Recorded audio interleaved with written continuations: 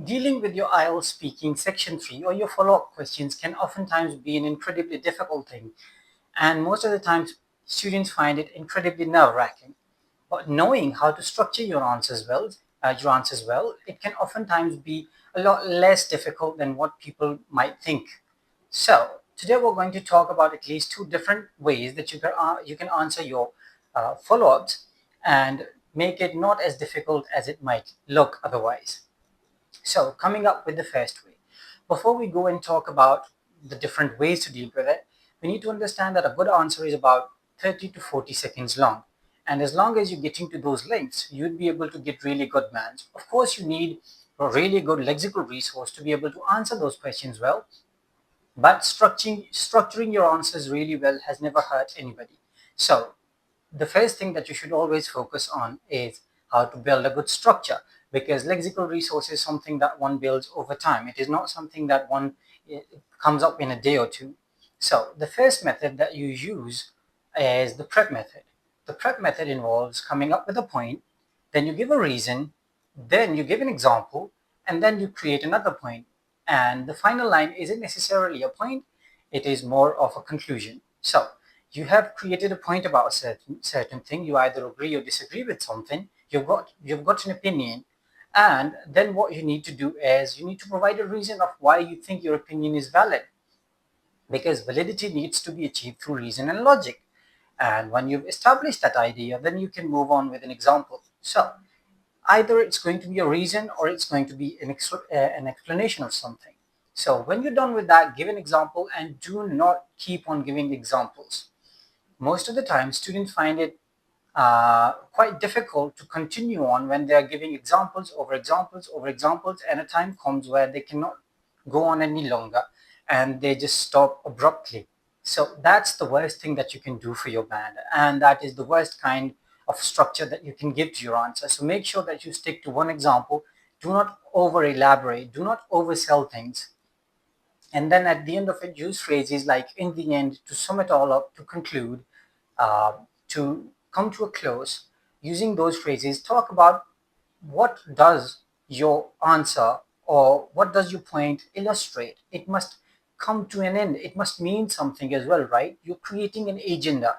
So you should be clear about that as well. Now, let's just work with one example to see how we're going to implement this particular structure. Think of a question. How do advertisements tend to mold the consumer's perception?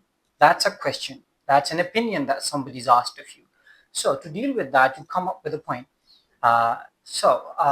In today's or in postmodern world where consumption is the norm, advertisements play an incredibly big role in molding a consumer's perception. Um, and then you kind of go with the explanation of things where you're talking about. So one of the techniques that advertisements use is that they replace logic with emotion, and that's how they're able to make someone fall for their product. That is how people continue consuming even though they don't necessarily need something.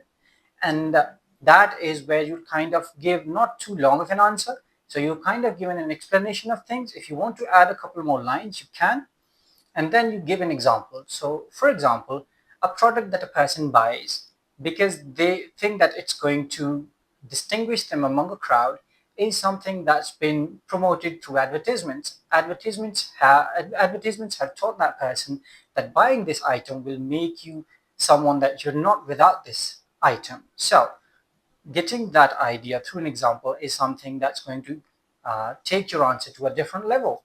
Then we're talking about a conclusion. So this illustrates something too, right? So this in the end, this proves something. You're advocating for one thing and against another. So that is what you need to talk about. So this illustrates that in order to sell things, advertisements use a plethora of techniques that mold the perception or that change the way people think about consumption, and that is how the markets are run. So that is something that you're supposed to do. Another way that you can deal with your follow-up questions is called the layering method. In the layering method, you kind of come up with with a point, and then you give multiple reasons and a conclusion to come up with your answer. So you kind of take the same question that we talked about earlier. and give an opening point. I think advertisements have a huge impact on the perception of the consumers. Now, here, oftentimes students make an incredibly big mistake. They use the word because. When they use the word because, now they don't necessarily have a point to make, so they look at the examiner with nothing to say. That is not something that you should do. The first thing that you need to understand is using longer signposts. Using longer signposts allow you to think more, and when you're thinking more, you're able to come up with better reasonings, and you're also able to lengthen your answer as well. So one of the reasons that I think is incredibly valid towards my opening or my opening statement or my claim is that personal emotion is replaced with logic. You've given one reason, then another reason that informs my overall understanding of the matter. So you're not necessarily using your point because this happens, then this happens. You're using longer signposts. In other words, I'm replacing because with a longer signpost, and if you've memorized those signposts, you're able to think during that time period when you're speaking or when you're pronouncing that particular signpost. You're thinking of certain things, and by the time you're done speaking that particular signpost, that is a likely chance that you'll be able to think of a point. And then you come towards the end where you concluded. Before I end all of this conversation, I need to mention that a good answer is about 30 to 45 seconds or 30 to 40 seconds. And in case you feel like you need to elaborate or your answer needs to be longer, you can actually elongate your conclusion. You can elongate your conclusion and potentially add an advice, an interjection, or a question, or something that is relevant to your answer in order to give a longer answer. So knowing the structure helps you to give longer answers, and that is what the highest band achievers do.